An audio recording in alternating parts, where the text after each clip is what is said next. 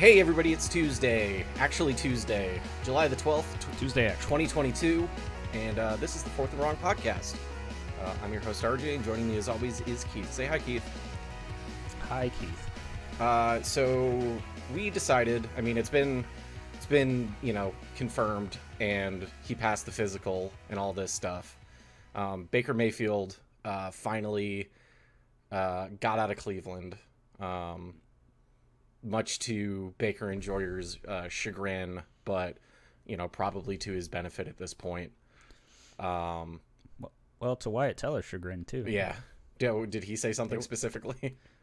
His wife did. His wife was like, it sucks, seeing friends go, but go get him, Baker. Yeah. That's the only reason I even have Baker's wife, follow. I follow Baker's wife on Instagram, and the only reason is to watch, Baker and Wyatt Teller hang out at, concerts and shit. I would go to a concert with Wyatt Teller. That sounds like a good time. Especially, if they're saying, imagine if they're saying, John Fogerty or... Well, he's dead. They were saying someone, and let's pretend they went to see Metallica. Sure. And then it's just Wyatt Teller from the back just screaming, "Metallica is Metallica!" Wyatt Teller seems like one of the few people that I wouldn't want to go shot for shot with. No, he's a lorg dude, and he'd probably drink most people under the table. And then, put them under, physically, put the table on top of them, but upside down. Be like, right. you'll... And then scream at him like a psychopath. Here's a blanket for you. You don't need that. You have a table. Wow. But we're here. This was... I don't know if Keith necessarily thought this was necessary or if he even wants to do it, but... I have mixed feelings. I figured it would be decent content considering we've, talked about this man for quite some time. Keith is a Browns fan. We are both Baker fans. I didn't start as a Baker fan, but I got there. And I wanted to give him space to air his grievances or general thoughts or whatnot. So with that being said, Keith, take it away. There will be no Bills content on this one. Unless we talk about Wyatt Teller some more. Right. Yeah, well, I mean, of course. Though I wouldn't necessarily... Is that Bills content, aside from your saltiness about it? Mostly no. Yeah. Then I guess in the same vein, Marshawn Lynch is Bills content. Yeah. I mean, Marshawn made it longer, but... Never mind, there is Bills content on it. We're interjecting Bills content. So yeah, I have mixed feelings. So we'll start with the particulars. The Cleveland Browns and the Carolina Panthers have agreed to a trade. We're getting a conditional fifth. That could be a fourth if Baker has 70% playing time. Right, in 2 years. Yeah, in 2 years. The pick isn't even for 2023, which actually bothered me a lot more than I thought it would. Because, normally I wouldn't care about a low pick, but at least get one for the... Anyways. They also spent a lot more to get Sam Darnold. Yeah, and it's... Sam Darnold was able to, get that price, but... it was either the president or the GM, quote unquote, viewed Baker Mayfield as a depreciated asset. Well, it was also, what is it? Was the verbiage he used? It's Carolina's current GM ranked Baker the sixth best quarterback out of the draft that year. Yeah. So, and that was quickly proven false. Yeah. Arguably the best quarterback out of that draft, and that shows how many quarterbacks. At least year one. Yeah, at least year one and year three. Who would we consider? Anyways, we'll get back to that. We'll circle back. In return, they got Baker Mayfield, and we agreed to pay. So Baker Mayfield, we picked up a fifth-year option prior to the whole Deshaun Watson debacle. Right. And that meant that Baker Mayfield had $18.9 million fully guaranteed. Right. In his fifth year. Nobody wants to pay that for Baker Mayfield. I would argue I would struggle to pay that for Baker Mayfield if we didn't already have him on contract. But he already was on contract, so it's like, all right, well, we intended on paying it anyways. We renewed his 5th-year option. Let's rock and roll. But no, the Deshaun Watson thing happened. Baker didn't want to play in Cleveland anymore, rightfully so. So in order to even get the deal done with the Panthers, they wanted us to pay a significant sum of that guaranteed money. And we agreed, finally. I was one of the people, I want to say few, there's several that on the internet that were yapping the same shit, but I was one of the people in the camp of just pay the money and let him go play. Yeah. Like, you fucked him so hard, just do him right this one time, pay the money, get him on a different team where he can compete, and then let the man go play. So Cleveland is absorbing $10.5 million of the $18.9 million. Carolina is paying about $5 million, and then Mayfield himself agreed to take $3.5 million off of his salary and renegotiated his contract in order to get this deal done. How does that work with guaranteed money? I mean, I guess the player himself has to like say, I'll just take less. I mean, yeah. So the player themselves have to agree to restructure. And does he still do that at some point? Yes, he is still due $3.5 million, or he's still due the 15. No, he's only due the 15.5, 10 from Cleveland, 5 from the Panthers. So it's not like that rolls into like we pay him next year, like the. No. It's off of his base salary. His base salary went from 18.9 down to 15.5. Wow. But that shows the motivation he had to get out of Cleveland. I was going to say, it tells you he doesn't want to be there anymore. Yeah, that's the most money he's made his entire year, right, or his entire career, considering most rookie contracts are backloaded just in case they're busts. And plus the 5th-year option is like a whole other step of like... Yeah, it's like a whole tier above the base 4 years like, for a first-round pick. Also, it's like what? It's comparable to like a franchise tag, I think, at that point, or like... I mean, not at this point. It's a lot of... Yeah, the franchise tag for quarterbacks is kind of ridiculous right now. But yeah, it would be like considerable to like a franchise tag for like a position player. And then, obviously, now that Baker is gone, all the dirt from inside of the organization is coming out because now people are allowed to speak on the situation. And that's... I already had mixed feelings because I love Baker as a player. I love him as a person. I think he's just really fun to watch play football and just watch do things.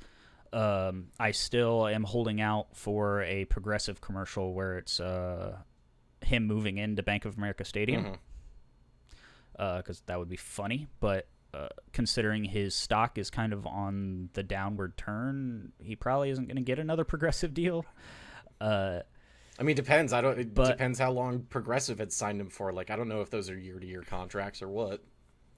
Yeah, that's fair. But overall, I think it guarantees an upgrade for the Panthers because anybody that can eye test quarterbacks to some degree of competency can look at Baker Mayfield and Sam Darnold together and tell you definitively who the better quarterback is. Yeah.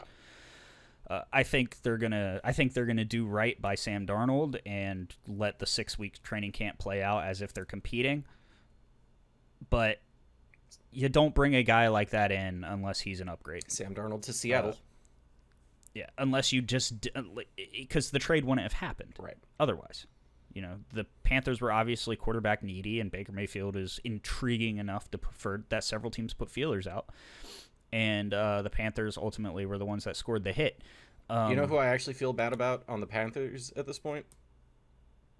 Robbie Anderson? P.J. Walker. Oh, yeah, he's going to get cut. Like, he's just straight up going to get cut. I mean, because the Panthers drafted a quarterback this year. Yes, they have 4 on the roster right now, so... I should have probably put my hair up. Oh well. As I sit here with a hair tie on my wrist. PJ Walker's definitely going to get cut. They're not going to carry 4 quarterbacks. Sam Darnold's going to go somewhere if Baker wins the quarterback competition because nobody really carries 3 quarterbacks into the season. And they're going to keep their rookie because they just drafted him. Yeah. and they in the third round, which means he costs like nothing. Yeah, and then Baker Mayfield, like I said, anybody that can use their eyeballs can tell you Baker Mayfield is probably going to take that starting job. My mixed feelings continue with the fact once all these reports started coming out of Cleveland, come to find out, or turns out that according to inside sources, Baker Mayfield wasn't the most coachable quarterback. No shit. I mean, he's got a certain level of confidence about him that is like, I'm doing this right. You don't have to tell me shit. Right. And Kevin Stefanski and Baker Mayfield's relationship, professional relationship, had degraded pretty significantly during the regular season when Baker played with his injury. We still don't have confirmation whether or not it was 100% one way or the other, whether like why Baker stayed in. I still choose to err on the fact that the team doctors are probably not the most stupid people on the planet, and we're constant with the pressure of, he could use some sitting time. And then at one point the team was like, no, because we're still hunting for a playoff. And then the entire season, Baker was probably like, no. I was gonna say if it came out that he's not particularly coachable, could it potentially have been a situation of we'll give you enough rope to hang yourself, of just like, hey, you want to play, you want to do all this shit, go for it, be our guest. Like, I would say yes if the asset of Deshaun Watson being hung in front of their faces was pushed into the regular season. Like, if it was on the table that Deshaun Watson was going to become available during the regular season or going to become available immediately into the postseason, then yeah, sure. The problem with that idea is that he wasn't. They had no intention. He wanted to be traded, but Houston at that point had no intention of trading him. Well, at least publicly facing. I mean, at least publicly, yeah. And so I think the team thought they had their best chance of winning with Baker on the field to a certain extent, and that combined with Baker's always energy that he can win every football game ever. And it eventually led to the travesty that was the Brown season last year.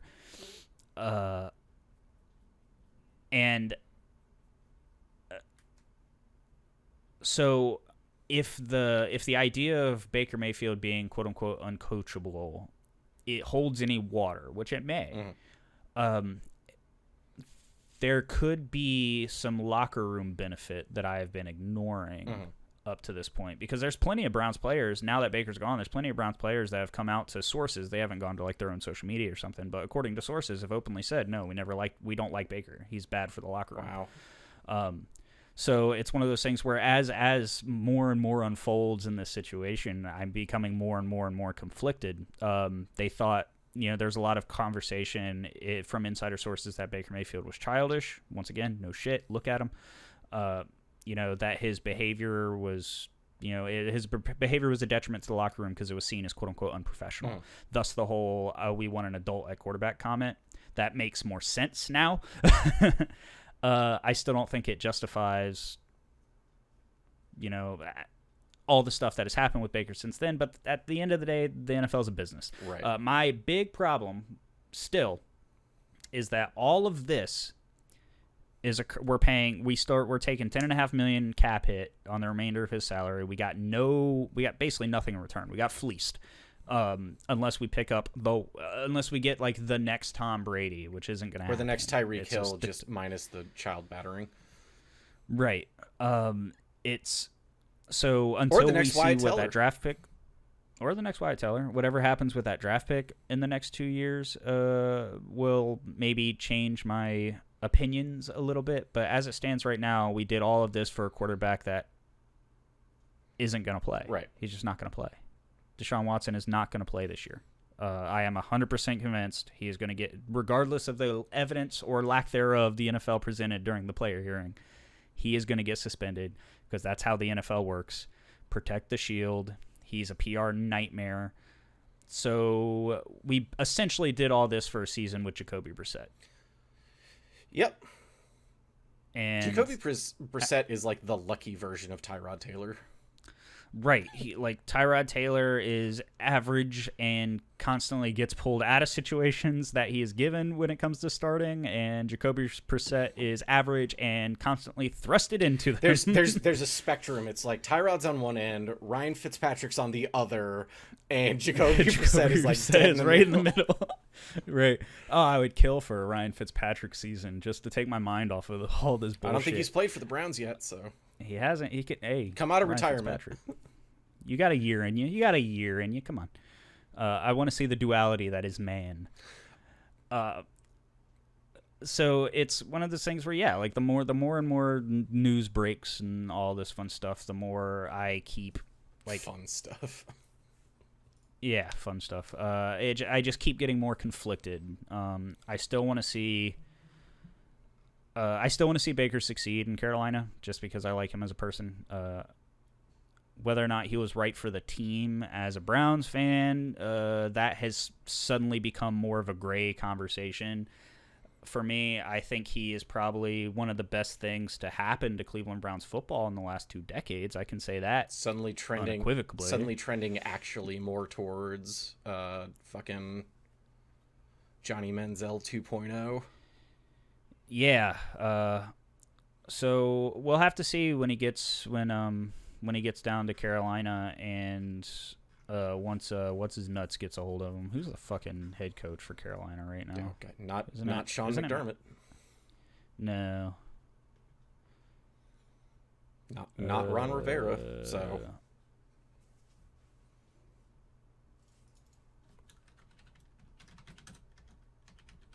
certainly not Ron Rivera. Matt Rule. Is it Matt Rule? Yeah. Okay.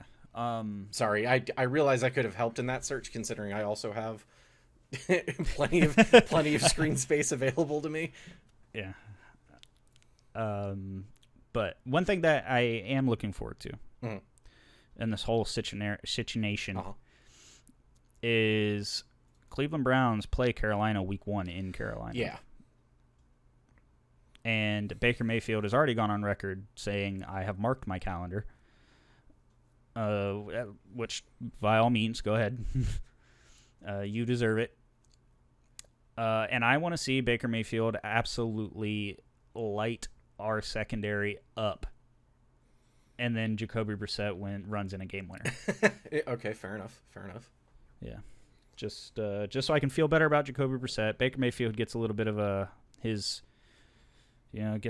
swagger back and gets his comeuppance against Cleveland, and then we still win. And I feel good about myself as a Browns fan. Jacoby Brissett scores in the last 13 seconds. Wait, sorry, that's just not 13 seconds. No. Last 3 seconds, please. Although I'm not concerned about Carolina pulling a Kansas City. So Gabe Davis, number 13, had 4 touchdowns. 13 seconds left. Conspiracy.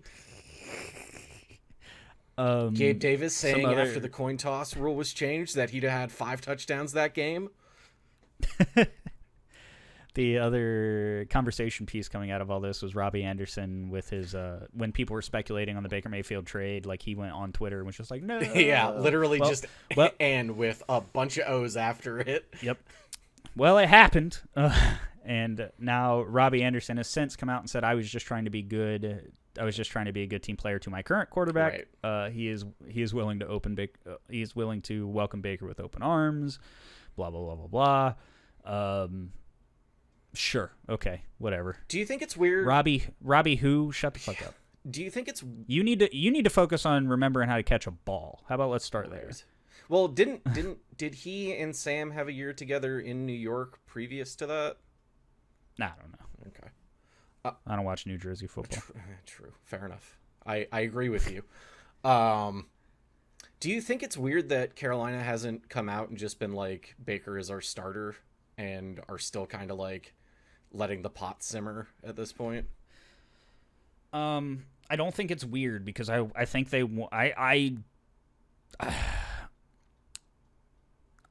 I don't want I would assume that the Panthers' logic is they want to keep Baker Mayfield and Sam Darnold as even as competitors as humanly possible all the way up until Sam Darnold is being traded, and that is for to keep his stock high. Because if they were to come out immediately and just go, oh yeah, we've super upgraded on Sam Darnold, they're depreciating their own asset at that point. True. But I'm kind of in the camp where it doesn't matter. Other teams have eyeballs, and several executives or personnel officials of several other teams have said Baker Mayfield is a clear upgrade from Sam Darnold. So, like, people are aware that Sam Darnold is butts, okay? Yeah. So if Baker is going to be your starter, just get him. Just say he's your starter and start snapping him with the ones. Like, let's not fuck around with this whole QB competition shit.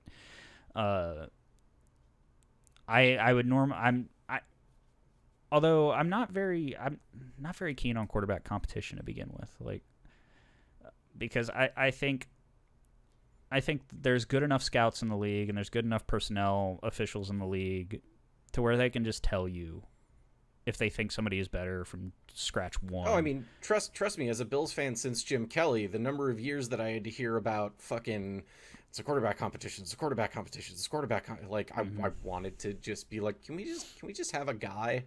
Please. Yeah, I just want a dude. So, yeah, I think that's a strategic move from Carolina in order to try to regain whatever stock is left in Sam Darnold's name. It still chaps my ass, though, that Sam Darnold was traded for more. Yeah, I mean, it was a different market, a different situation. I mean, stupid market, stupid situation. I don't disagree. I mean, stupid. Oh, was it the Jets used a number 3 on a quarterback and then got a number 2 on a quarterback? Zach Wilson was 2nd overall or something. Was he 2nd overall? Mm-hmm. I just know he bangs moms now, so. Yeah. Yeah, 2nd overall. Oh, another thing that's also come out of this whole deal is that's kind of cool is Rashad Higgins. Hollywood Higgins plays for the Panthers. So there's already a connection. There you go. Yeah, he signed a 1-year deal with Carolina in the offseason, so there's a little bit of connection there. So maybe that'll give Baker Mayfield a little bit of a head start learning a new offense. Unless Hollywood hated playing with him. and he's like, he's back! Which we don't know. Fuck! Him and Robbie Anderson over in the corner. No. Yeah. So that's a brief summation of my feelings and the particulars of the scenario. I just still feel gross. Not just because of signing Deshaun Watson, but also just how Baker's exodus has been very unceremonious from the organization. Trust me, the fans get it. The fans are like, yo, well, I would say the fans that actually watch football. They appreciate what Baker's done for the city. They appreciate what Baker's done for the team. Some may agree that it was best to move forward with somebody else. Some disagree. I think people, once again, just attacking critics directly. I think, once again, people that are saying Baker is trash based off of one injury-riddled season where he was throwing with half of his arm is stupid, considering he was top 10 QBR for 2 of his 5 seasons in the league. Right. Or 2 of his 4 seasons in the league, top 10 QBR. That's 50% success rate when it comes to breaking into the top 10 of just being a solid starting quality quarterback, which is something we desperately want/need. Right. Also, lest we forget, I mean, Baker had the rookie touchdown passing record. I mean, granted, it was for like a year, but fucking Justin Herbert, how dare you? Yeah, how dare he go into a place with arguably a better team? Yeah, with an already like number 1 caliber starting receiver to catch all of your fucking balls. Like an offensive line that isn't just Wyatt. Well, to be fair, your offensive line was pretty okay. It's one of the best in the league. Yeah. Never mind, I take that part back. Yeah, no. I mean, but Baker's rookie year was like pre-Jarvis and Odell, right? Or was Jarvis already there? It was pre-Jarvis.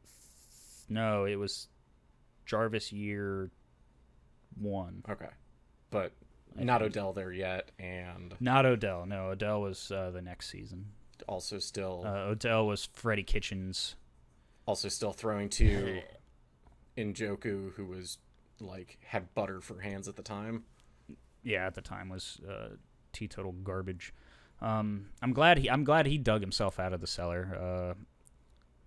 Considering he is the last remaining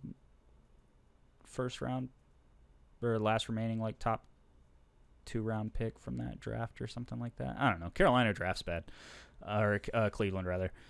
Kind of both, probably. Yeah, probably a bit of both.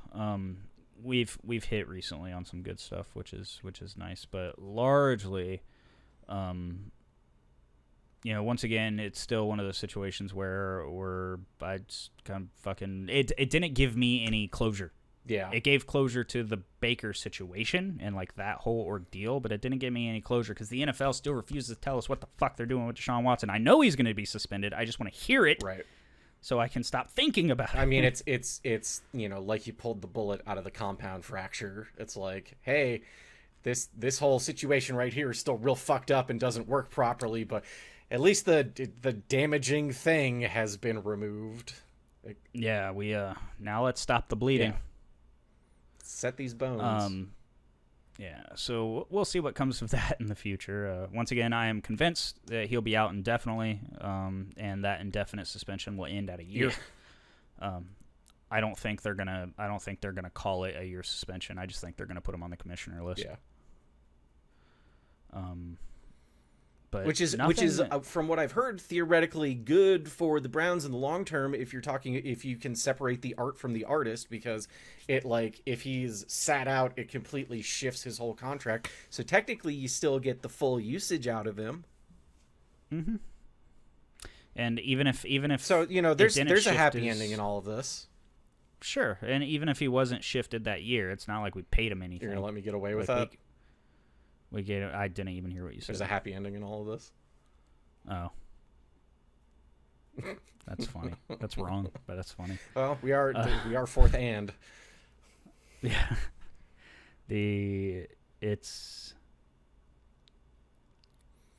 I've just ruined this entire podcast right there. Yeah, I just halt. I just fucking, all right, shut it all down. Do the outro.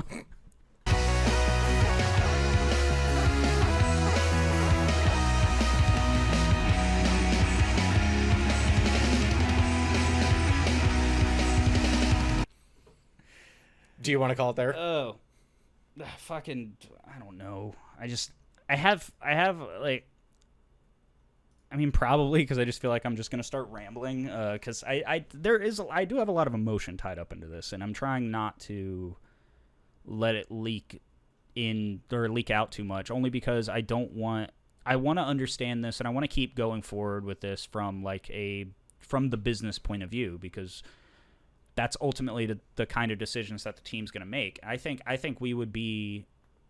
this is a sterling reminder for all fans of the NFL to remember that these teams are independently owned businesses that will conduct themselves as such. Mm-hmm. Even though their quote-unquote assets are people, they are assets. That's the principle. That's the name of the game. Sure. As much as I like Baker, and as much as I've liked players in the past, them being likable or the fans liking them is not going to change the decisions of the organization. Previously, this is one of the few times in my lifetime where Cleveland's put wins on the board that were appreciable in some way. So this is the first time. I thought Stevie Johnson was one of the best wide receivers of all time. You did. There's a while there. It's like he's the GOAT. Yep. And so it pulled was up his shirt and said, "Why so serious?" I mean, that was great. It's fucking gross. It's such a product of the times too. But so with Cleveland, because I was so used to losing all the fuck always, us cutting anybody didn't matter because they all sucked. Yeah. So it's like, all right, well, this guy's mediocre. He can go. We'll trade for this guy, blah, blah, blah, blah. The conversations were that was them doing their business, trying to win football games, but us as fans were able to ignore it. Yeah.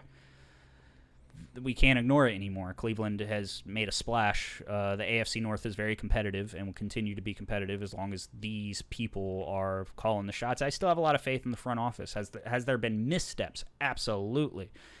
Was like the medical staff and coaching and all that fun stuff at fault with the degradation of Baker from last season? Yeah, there's definitely some blame to be cast there. But at the end of the day, we went to the playoffs 2 seasons ago.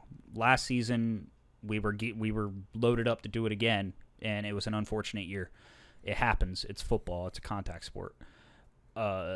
So trying to keep the mindset, unless it's something, especially with this Baker and Deshaun thing, because it's dragged out for so long, unless it's something just groundbreaking. I'm really trying to come at it with the mindset of we're a winning team, and this is a business making business choices, instead of we're a losing team. You can burn the whole thing to the ground, and I don't give a shit, as long as you get another team out there next season so I can keep watching us lose. No, Browns don't do that anymore. We win football games. We beat the Steelers in the playoffs. We beat the Steelers in the playoffs, and if we don't win football games, that's cool. I'll just keep watching the Bills. So here's a scenario that just popped into my head. You are pretty convinced, and I think rightly so, fairly so, that Deshaun's going to be out for the entire season. Mm-hmm. So this is mathematical assumptions time. Deshaun Watson gets suspended for 8 games, and Odell comes back to the Browns. Jacoby Brissett goes like 2-6 over that course of time. How do you feel then? I mean, feel about what? I guess the team as a whole. I would win every game, make the playoffs. Yeah, I would presume just hopeful. I mean, do you think you have a true shot at a run at that point, or is it just like get into the playoffs? That's the goal. No, I think we'd have a true run at that point, because at 2-6, like if we were 2-6, I mean that's, there's still 9 games left in the season. Go for it. You still got the entire back half. Right, and as we've seen, that extra game hasn't really made an impact on the playoff picture that I've seen. I think we knocked the Dolphins out last year, but right. But what I'm saying is, if it comes down to a game of separation, then that's no different than what we've been experiencing with a 16-game schedule. Sure. Yeah. I mean, At the end of the day, yeah. It's if week 18 rolls around and it's win and you're in, then that's just how football's been since the dawn of football. Right.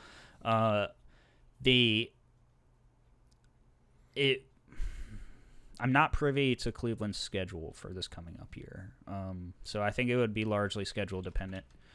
But obviously, we'd want to win out because 8 games into a 17-game schedule. Your last game of the season is against the Steelers, as usual. Well, I mean, it's like us playing the Patriots. I mean, that's just it's just how things fucking go.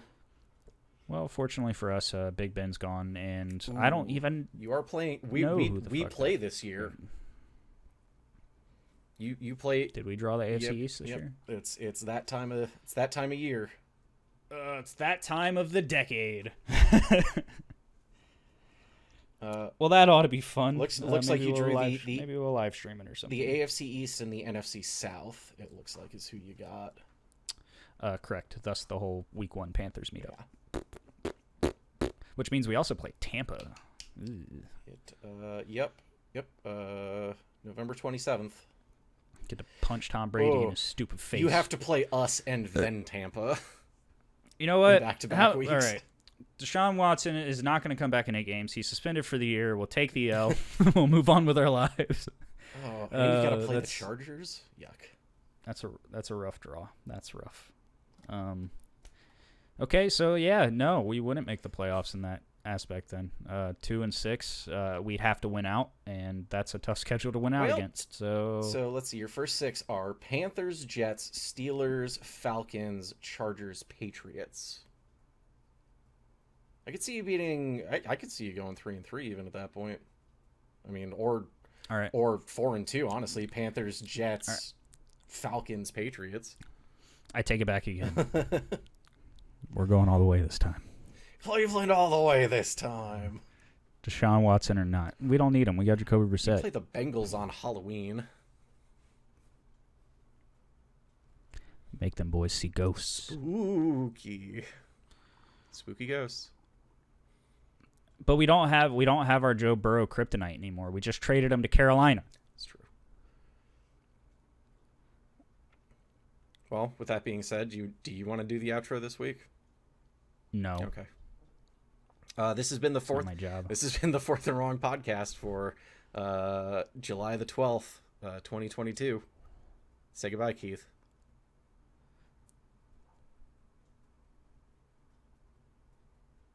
So I was gonna quote that Jets coach. I fucking hate you so much.